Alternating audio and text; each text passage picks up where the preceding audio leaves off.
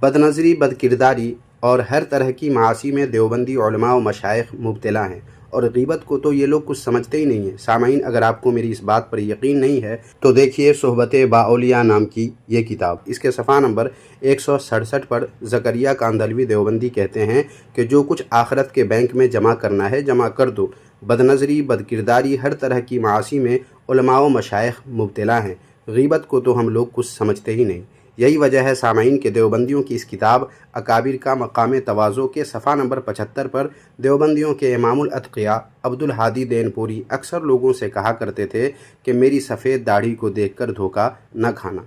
फिर भी अगर आप या आप में से कोई इन देवबंदियों को बेहतर समझते हैं और इनकी मुनाफ़िक़त को ही इस्लाम समझते हैं और जमात अहले सुन्नत से बेहतर इन देवबंदियों को समझने की गलती कर रहे हैं, तो फिर आप जानें और आपका काम जाने। मुझे हकीकत दिखानी थी सो मैंने दिखा दी, बाकी आपकी अपनी मर्ज़ी।